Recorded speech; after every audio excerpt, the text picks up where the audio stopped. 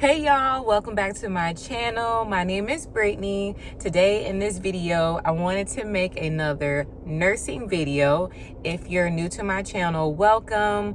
On this channel, I do a little bit of a couple different topics. Sometimes I will talk about nursing. I am a registered nurse. Sometimes I do a little bit of lifestyle, beauty, fashion, and sometimes I share my experience of being a Airbnb host and my entrepreneur journey. So today, this is going to be more of a nursing motivational video.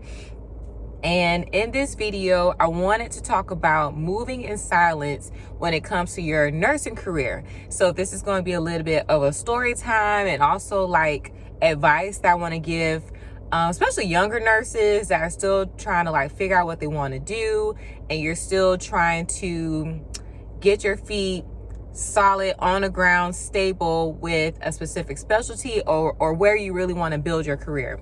So I'm going to tell you about a story where I kind of realized that when it comes to transitioning or when it comes to building your career, sometimes it's best to kind of keep it to yourself.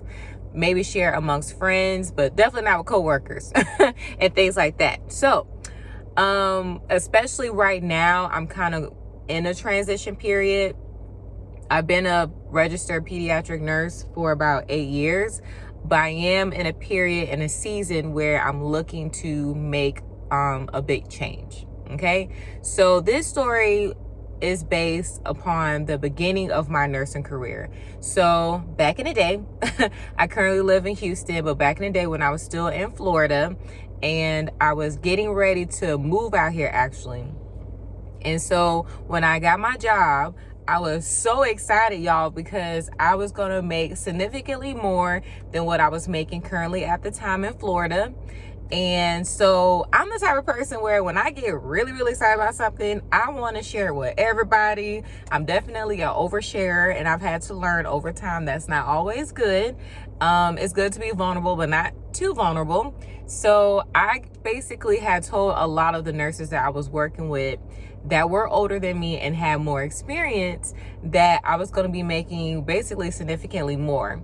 And in me telling them what I was going to be making out here in Houston, I learned that they were making not that much more than me. And these women had at the time I had 2 years of experience, and they maybe had 10. Okay, so they had been nurses for a while, and they were really good, well-seasoned nurses.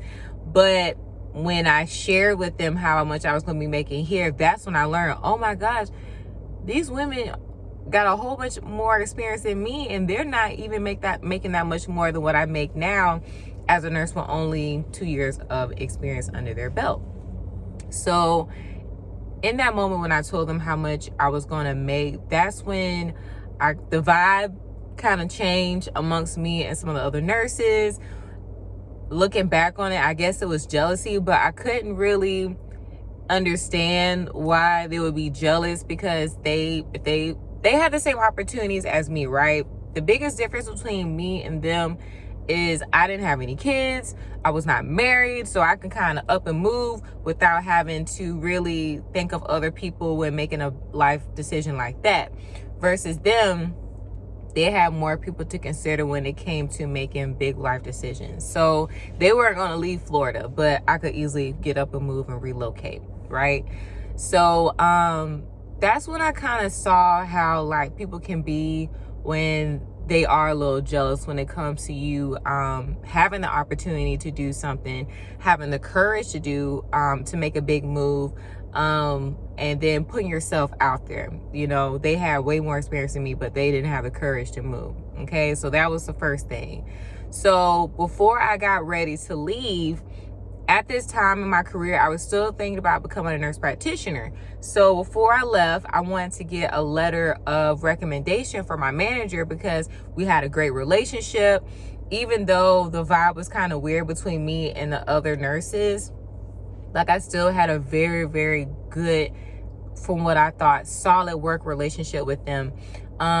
These nurses that were seasoned, they really helped to mold me into a more confident nurse. And they were so talented, honestly. And so in that job, that's where I really was able to become more well-rounded and more confident as a nurse. So before I was getting ready to leave that position to come out here in Houston, I wanted to make sure that I got letters of recommendation, because at the time I was considering going back to school to be a nurse practitioner. Okay, this is back when I was still trying to not milk, but I was really interested in furthering my career or advancing my career in education so that I could become a nurse practitioner and make more money. So I asked my manager at the time if she would write the letter of recommendation.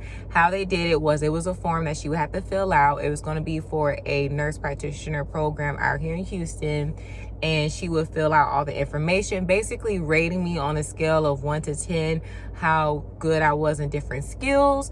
And then there's a portion for her to write a personal comment about me, but then she would have to put it in an envelope and seal it, and then I would have to make sure I didn't open it and then send it to the program when I applied for the nurse practitioner program, right? So I had my manager fill one out. I had an assistant manager fill one out. And then I had one of the other nurses that I trusted to fill out one of the forms. So I collected my reference letters. Didn't think much about it. Went on to move to Houston, started working. And when I started working out here, that's when I realized, hey, like, I don't think I want to go back to school. Like, I think I just want to, be a clinic nurse, outpatient nurse, and then maybe expand my career in other areas outside of furthering my education, right? So I was while living in my apartment, years later, right? So I had already decided I didn't want to go to nurse practitioner school. Years later, when I was getting ready to move, I found the letters of recommendations that they had completed for me, right?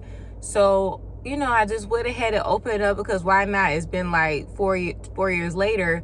And y'all, when I opened up that letter, it was negative. One was negative. One was barely, like, she put no effort into it at all. The other one, they were not good. Long story short, okay? They weren't good letters of recommendations.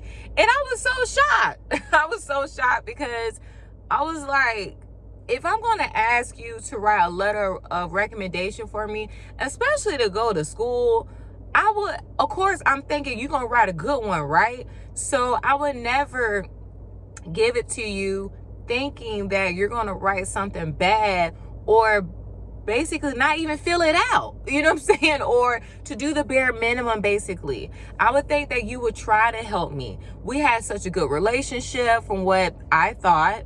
We had a good working relationship. They taught me so much.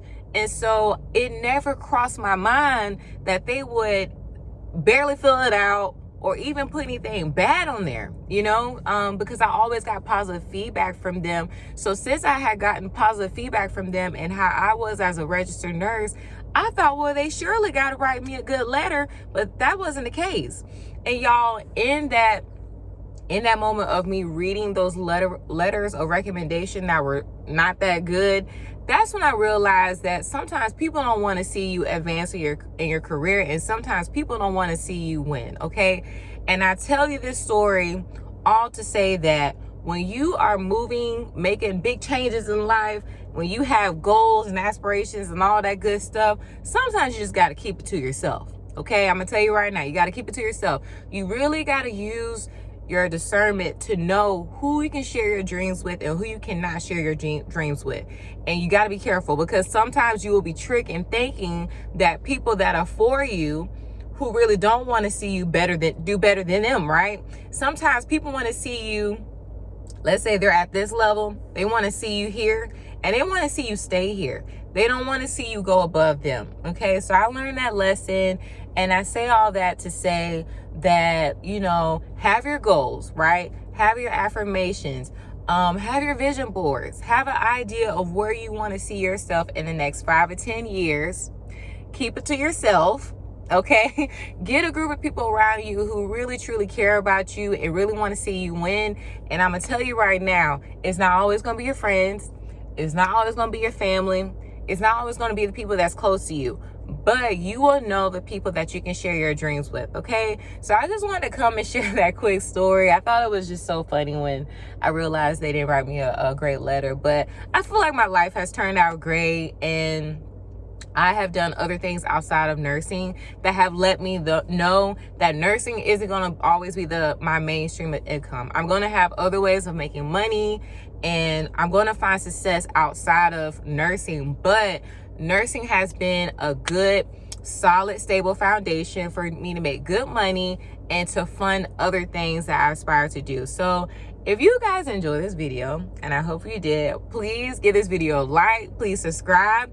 Thank you so much for everybody that has been watching my videos. I really appreciate it. My channel is almost monetized. And once again, I just want to say thank you for watching, and I hope to see you in the next video. Bye.